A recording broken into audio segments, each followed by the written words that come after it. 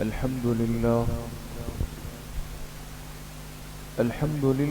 نحمده ونستعينه ونستغفره ونؤمن به ونتوكل عليه ونعوذ بالله من شرور أنفسنا ومن سيئات أعمالنا من يهده الله فلا مضل له ومن يضلل فلا هادي له ونشهد أن لا إله إلا الله وحده لا شريك له ونشهد أن سيدنا وسندنا ونبينا ومولانا محمدا عبده ورسوله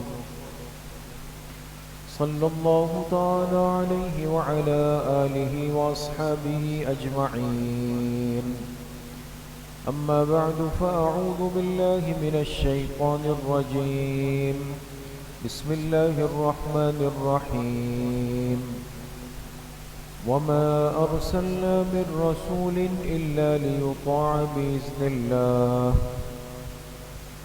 وقال رسول الله صلى الله عليه وسلم من حفظ على سنتي فقد أكرمه الله بأكرم خصال صدق الله وصدق رسوله النبي الكريم ونحن على ذلك لمن الشاهدين والشاكرين والحمد لله رب العالمين.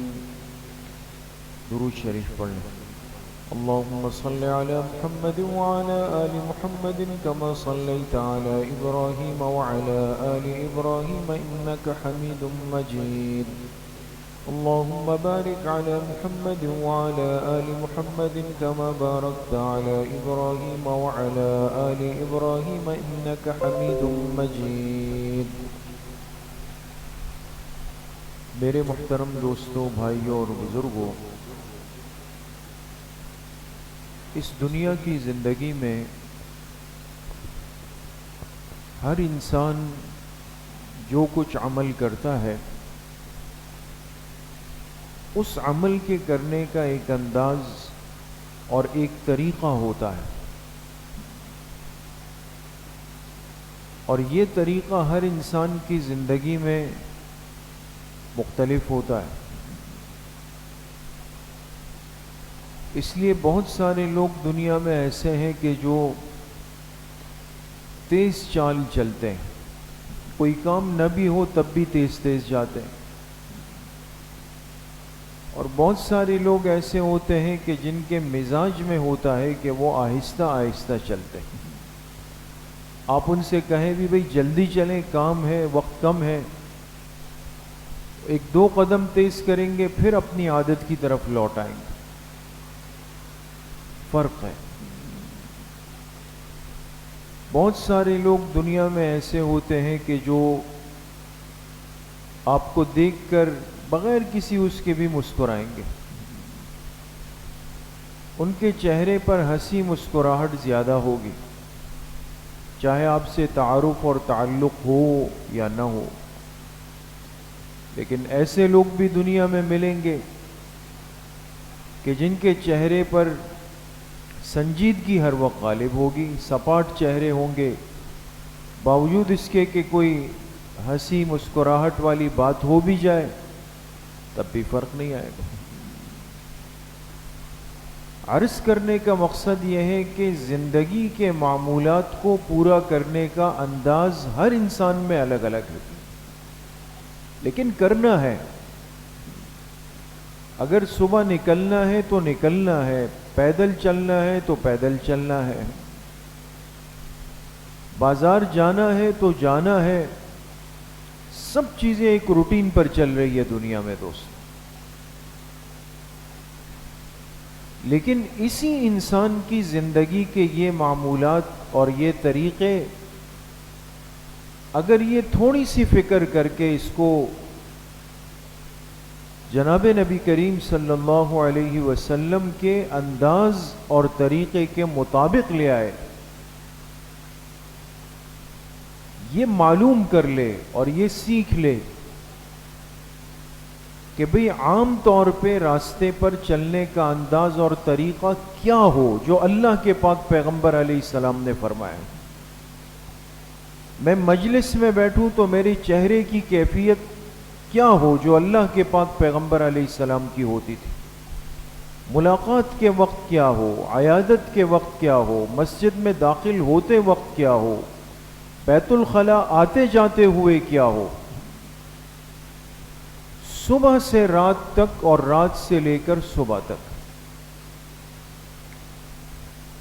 اپنی زندگی کے انہی معمولات کو جو ہم دن بھر کرتے ہیں اور زندگی بھر کرتے ہیں، اگر ہم اس کو سیکھ کر سنت کی پیروی کے اندر لے آئیں تو یقین کریں وہ عمل ادا بھی ہوگا، اتباع سنت کا اتنا بڑا اجر و ثواب ملے گا کہ میں اور آپ تصور بھی نہیں کر سکتے۔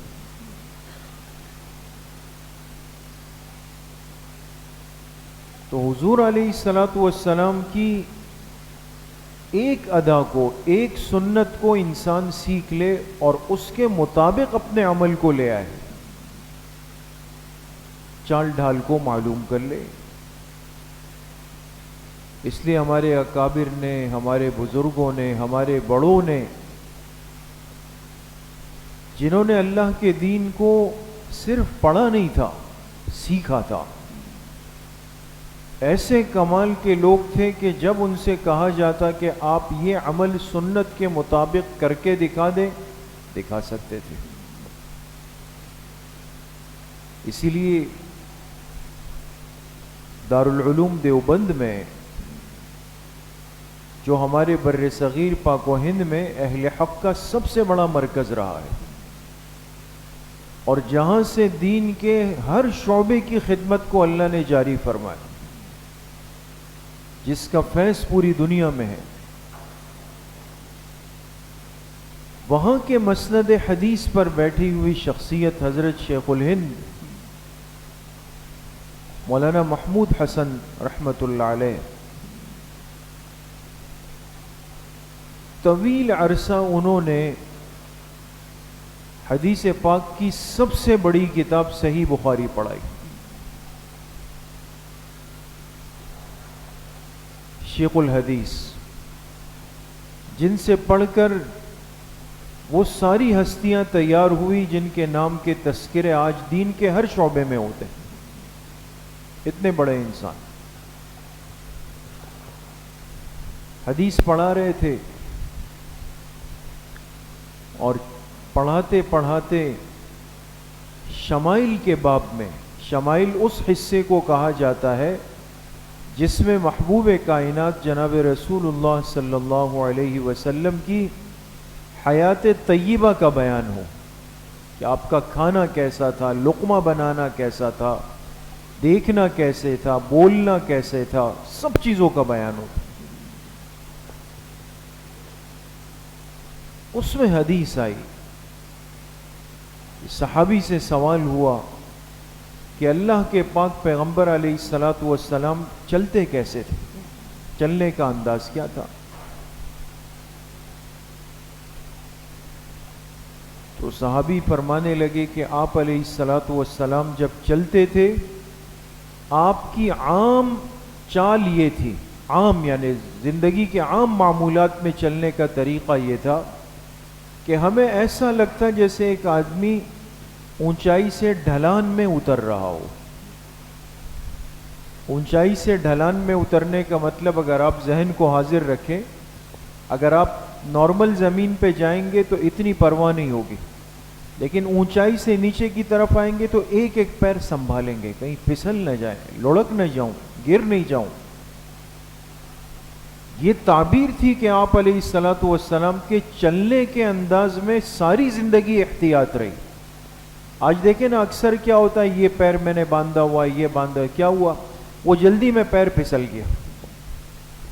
سنت سکھاتا ہے، سنت سے بات سمجھ میں آتی ہے کہ اگر ایک مسلمان سنت طریقے پر چلنا سیکھ لے تو شاید بہت سارے یہ جو ہمارے حادثات جسمانی ہیں یہ ختم ہو جائیں گے۔ قدم جمع جمع کے چلتے تھے، جلدی جلدی نہیں، اور درمیانی چال تھی۔ ایسا نہیں تھا کہ لگے آپ دوڑ رہے ہیں، ایسا نہیں تھا کہ لگے آپ سست روی سے چل رہے ہیں، معتدل چال میں۔ لیکن صحابی کہتے ہیں ہم جتنی بھی کوشش کر لیتے آپ علیہ الصلوۃ والسلام سے پیچھے ہی رہ جاتے. اب یہ حدیث پاک کئی کتابوں میں ہے، اساتذہ پڑھاتے ہیں، طلبہ پڑھتے ہیں، ہم سنتے ہیں. حضرت شیخ الہند رحمۃ اللہ علیہ نے جب حدیث بیان کی تو ایک طالب علم تھا بے دھڑک سا، استاذ کے سامنے بات کا اظہار کرنا اتنا آسان تو نہیں ہوتا، پھر جتنے بڑے استاذ ہو. ایک طالب علم کھڑا ہو گیا، کہنے لگے استاذ جی حدیث تو پڑھا دی، لیکن کیا ہی اچھا ہو کہ آپ اس طرح ہمیں چل کر دکھا دیں. آپ چل کر دکھا دیں نا، ہمیں پتہ بھی چلے کہ اللہ کے پاک پیغمبر علیہ السلام چلتے کیسا تھے، وہ انداز ہمیں اپنی آنکھوں سے نظر آ جائے. تو حضرت شیخ الہند رحمۃ اللہ علیہ نے فرمایا بھائی ابھی تو وقت بہت ہو گیا، ایسا کرتے ہیں کل جب آؤں گا صبح تو مجھے یاد دلائیے گا. تو کل ہم کیا کریں گے کہ دارالحدیث سے جو حدیث کی درسگاہ اس سے باہر مدرسہ دیوبند کے کھلے میدان میں جا کے میں آپ دور حدیث کے طلبہ کو بتا دوں گا.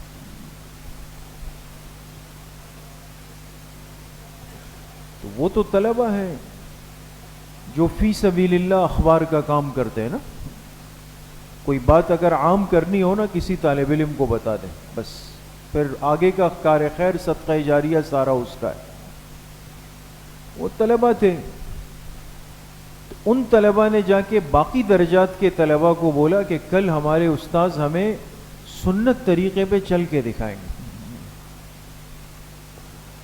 دیوبند کے مدرسے میں بات پھیل گئی اور جتنے اساتذہ تھے وہ حضرت کے شاگرد تھے. اب وہ بھی انتظار میں، مدرسے والے انتظار میں کہ چلو کل حضرت کریں گے تو ہم بھی دیکھنے آئیں گے.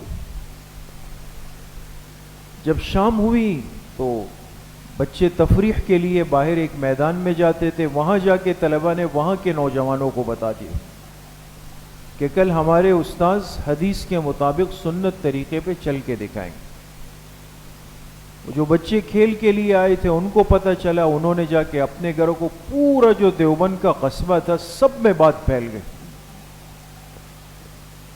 کہ کل حضرت شیخ الہند سنت ترتیب پہ چل کے دکھائے.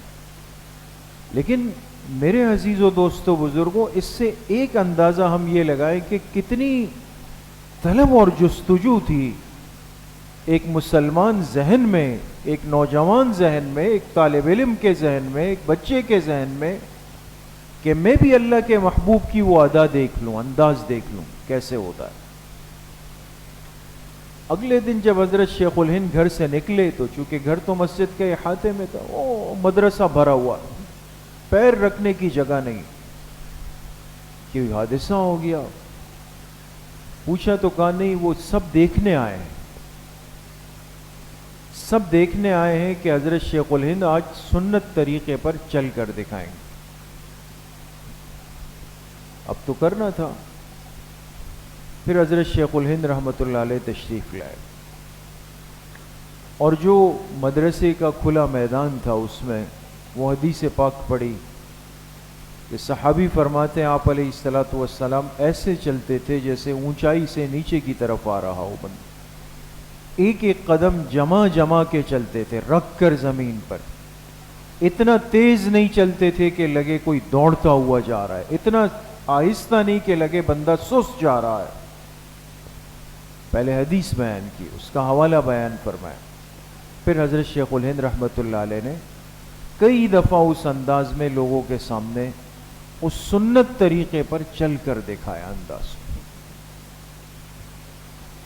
اس لیے میرے عزیز و دوستو بزرگوں، یہ چیزیں زندگی میں تو کرنی ہے. ابھی ہم سب گھر سے چل کر آئے اور ابھی واپس چل کر جانا ہے. تو اب یہی آنا اور یہی جانا، اگر ہمیں علم میں ہو کہ اس میں سنت طریقہ کیا ہے، کہ آپ جب گھر سے نکلتے تھے کون سا پیر پہلے رکھتے تھے، کون سا پیر رکھتے تھے، گھر سے نکلتے ہوئے کون سا پیر رکھیں گے، الٹا پیر رکھیں گے. اور کون سی دعا پڑھیں گے، بسم اللہ توکلت علی اللہ لا حول ولا قوت الا بہ. دیکھیں 2 سنتیں آپ نے گھر کے دروازے پہ زندہ کر دی. پھر وہاں سے نکلے آپ اگر سیڑھیوں سے نیچے آئیں گے تو ہر سیڑھی پہ اترتے ہوئے کیا پڑھیں گے؟ سبحان اللہ سبحان اللہ سبحان اللہ سبحان اللہ، یہ پڑھتے ہوئے آئے. اور پھر جب بلڈنگ کے گیٹ سے نکلے اگر وہ مستقل ہے تو پھر الٹا پیر رکھے، پھر یہ دعا پڑھ لیں. اور پھر جب راستے پر چلنے لگے تو راستے کی دائیں جانب اختیار کریں گے یا بائیں جانب؟ دوست دائیں جانب، سیدھے ہاتھ والی جانب کو اختیار کر لے. چاہے آپ کو تھوڑا سا چلنا پڑے، دائیں جانب پہ چلنا شروع کرے. اور نظریں نہ اتنی سیدھی ہو، فرمایا کہ جس میں بد نظری کا خطرہ ہو، نہ اتنا انسان جھکائے جس میں حادثے کا خطرہ ہو. دین کتنا جامع ہے دوستو. نہ اتنا چہرے کو رکھے کہ جس سے بد نظری کا خطرہ ہو کہ کسی پہ نظر پڑ جائے گی، نہ اتنا نیچے دیکھ کے جا رہا ہوں کہ آگے کسی چیز پہ گر گیا، ٹکرا گیا. تو ایک گھر سے نکلتے ہوئے اور مسجد یا دکان یا کاروبار پہ جاتے ہوئے ایک وقت میں کئی سنتیں پوری ہو سکتی. تو زندگی کے یہ سارے معمولات اگر اس انداز میں سیکھ کر کیے جائیں، اس کو اتباعی سنت کہتے ہیں دوست. کہ ہم نے واقعتاً اس کائنات کی سب سے کامل، جامع، ارفع، مکمل ہستی کے طریقے کی اتباع کر لی، ہم نے اس کو سیکھ لیا. اور پھر جب بندہ سنت والی زندگی میں آ جاتا ہے، داخل ہو جاتا ہے، تو ایک تو یاد رکھیں کہ اس دنیا کی خوبصورتی بھی اس کے حصے میں آتی ہے. ہمارے حضرت شیخ پیر ذوالفقار صاحب دامت برکاتہم نے بڑی خوبصورت بات فرمائی. فرمائے دیکھیں چاہے مرد ہو چاہے مستورات ہو، وہ اپنے جسم کو خوبصورت بنانے کی پوری کوشش کرتے ہیں، ہے نا. اس لیے دیکھیں ہر ساتھی ابھی آتے ہوئے جس کو گھڑی پہننے کا شوق ہوگا، اس نے سیدھے ہاتھ میں گھڑی پہنی اور پھر اپنے آپ کو ایسے دیکھا، بھائی واقعی کیا ہو گیا، اس گھڑی نے میرے ہاتھ کو خوبصورت بنا دی. پھر چشمے پہنے، پھر شیشے میں دیکھا، بھائی اس نے میری آنکھوں کو خوبصورت بنا دی. پھر ٹوپی پہن کے دیکھا، اس نے میرے سر کو خوبصورت بنا دی. پھر خوشبو لگائی کہ بھئی میرے جسم معطر ہو گیا، اس نے میرے لباس کو مہکا دیا خوبصورت. ہر چیز کو انسان دیکھ کے آئے. تو ہر عضو کو خوبصورت بنانے والی ایک چیز ہے. اور مردوں کے لیے تو خیر کم ہے، مستورات کے لیے زیادہ ہے کہ ان کے کان کے لیے الگ ہے، ناک کے لیے الگ ہے، سر کے بالوں کے لیے الگ ہے، ہاتھوں کے لیے الگ ہے، گلے کے لیے الگ ہے، ہر چیز کے لیے الگ ہے. جس طرح انسان کے اعضاء ان چیزوں سے خوبصورت ہو جاتے ہیں، اسی طریقے سے جسم کے جس حصے پر سنت نافذ ہو جائے وہ عضو اللہ کے ہاں خوبصورت ہو جاتا ہے، وہ خوبصورت بن جاتا ہے، سنور جاتا ہے. دوسری بات یہ تو ایک دنیا کی خوبصورتی ہے. اور پھر اتباع سنت پر آخرت کا کتنا بڑا انعام ہے. آخرت کا کتنا بڑا انعام ہے دوستو. حدیث پاک میں جناب نبی کریم صلی اللہ علیہ وسلم نے ارشاد فرمایا، ایک روایت ہے حضرت انس رضی اللہ عنہ سے جو آپ کی تربیت میں رہتے تھے. آپ نے فرمایا یا بنیا ان قدرت ان تصبح وتمسی ولیس فی قلبک غش لأحد فافعل. بہت غور کیجئے گا دوستو. فرمایا انس اے پیارے بیٹے، اے پیارے بیٹے، دیکھو اگر تمہارے بس میں ہو، تمہاری طاقت میں ہو کہ تم صبح کرو شام کرو، صبح کرو شام کرو، اور تمہارے دل میں اپنے کسی مسلمان بھائی کے لیے کسی قسم کا کھوٹ نہ ہو، حسد نہ ہو، بغض نہ ہو، اگر ایسا کر سکتے ہو نا فافعل، تو بیٹے کر لینا. کیوں کر لینا؟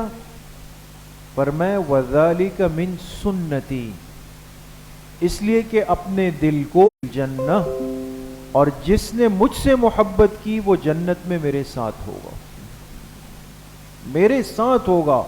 یہ نہیں فرمایا کہ وہ جنت میں ہوگا۔ من احبنی کان معیہ، معیہ معیت کے معنی آتے ہیں ساتھ کے، جو میری سنت سے محبت کرے گا وہ جنت میں میرے ساتھ ہوگا۔ آج ہمیں اس پر غور کرنا چاہیے دوست، اتنے سارے کاموں کے کرنے میں کیا اس بات کی فکر، اس بات کا جذبہ، اس بات کا احساس، اس کی تگودو ہم نے کی ہے کہ بھئی میں سیکھ لوں آج سے کہ بھئی سنت طریقہ کیا ہونا چاہیے ہر چیز کے اندر، اور ایک دن میں کم از کم ایسا تو ہو کہ میری زندگی میں ایک سنت عمل کا اضافہ ہوا ہو۔ میں نے کپڑے پہنے ہو، روز پہنتے تھے، لیکن اب میں یہ جان لوں کہ کپڑے پہننے کا سنت طریقہ کیا ہے، اور کپڑے پہننے کے بعد کی مسنون دعا کیا ہے۔ وہ تو زبانی یاد نہیں ہے بھئی، جب تک یاد نہیں ہے دیکھ کے پڑھ لیں، سنت ترتیب پہ ہو جائے۔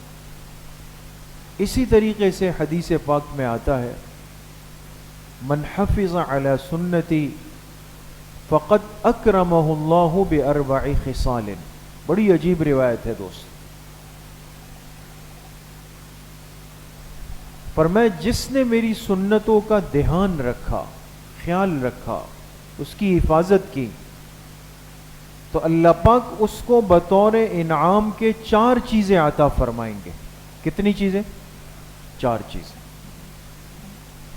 4 چیزیں اللہ پاک اتباع سنت کرنے والے کو عطا فرمائیں گے۔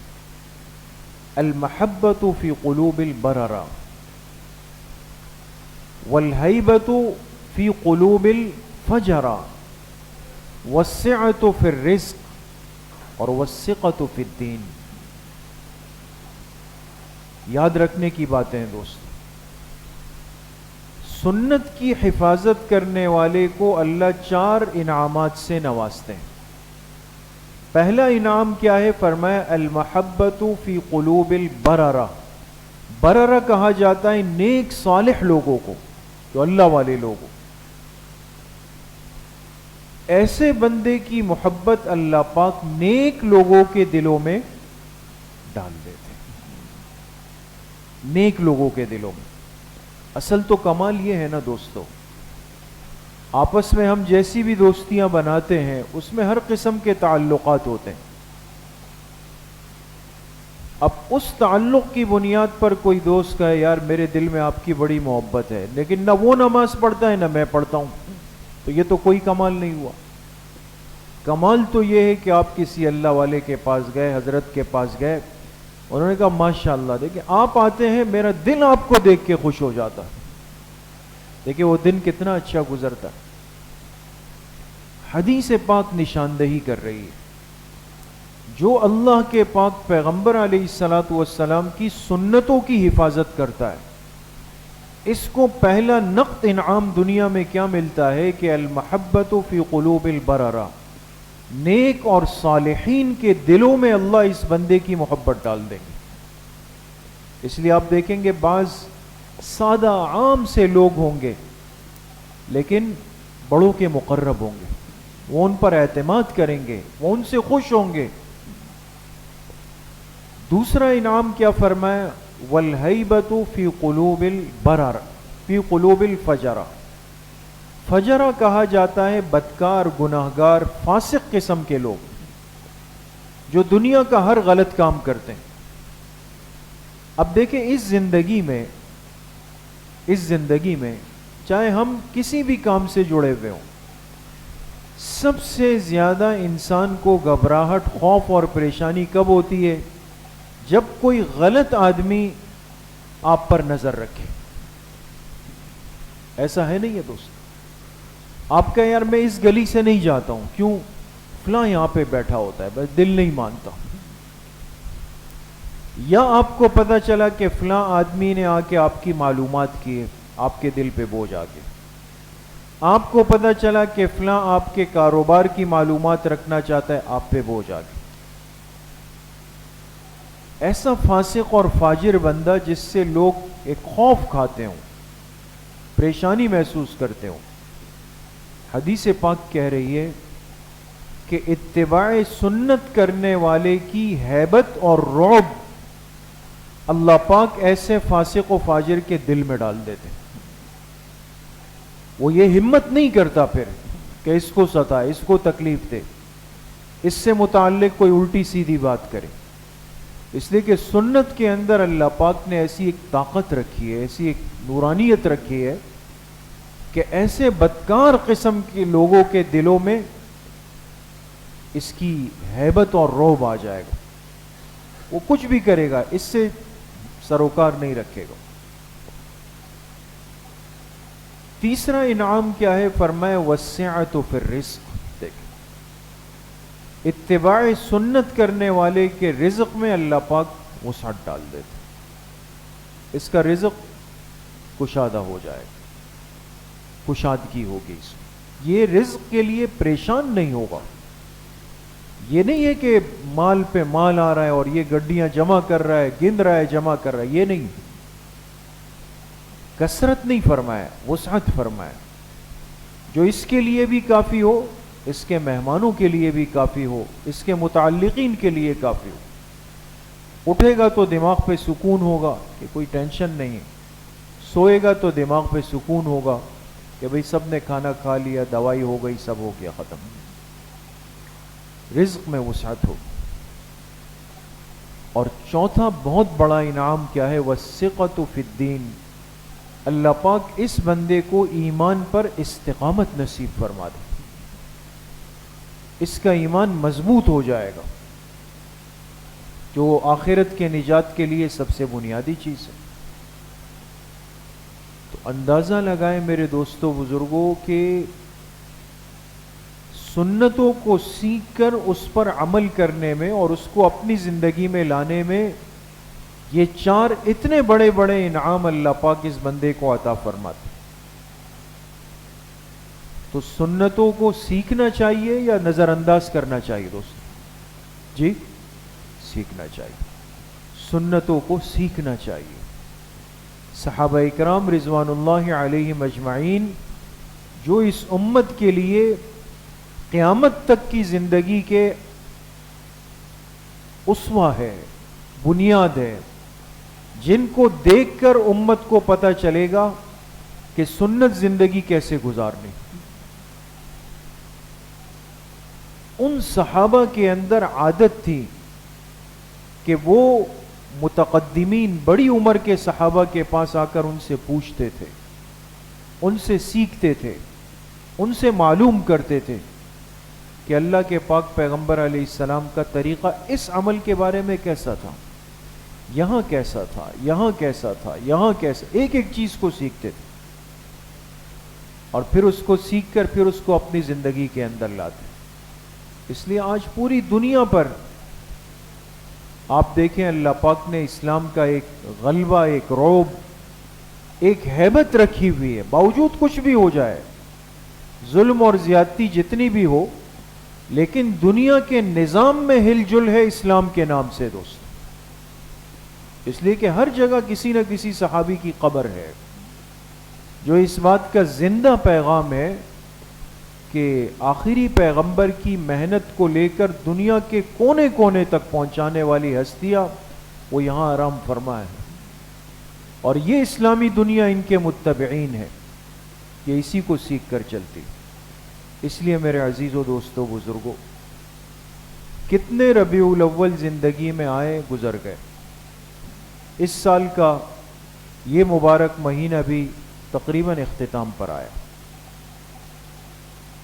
اور اب ہم اپنی زندگی کا محاسبہ کریں دوستو کہ اتنے ربیع الاول زندگی میں دیکھنے کے بعد ہماری زندگی میں، میری زندگی میں، میرے وجود میں کتنی سنتوں کا اضافہ ہوا، میں کتنا اتباع سنت کے طریقے پر آیا ہوں دوستو۔ اللہ کریم مجھے بھی آپ سب کو صحیح عمل کی توفیق نصیب فرمائے۔ الحمدللہ رب العالمین۔ والصلاة والسلام على رسول الله.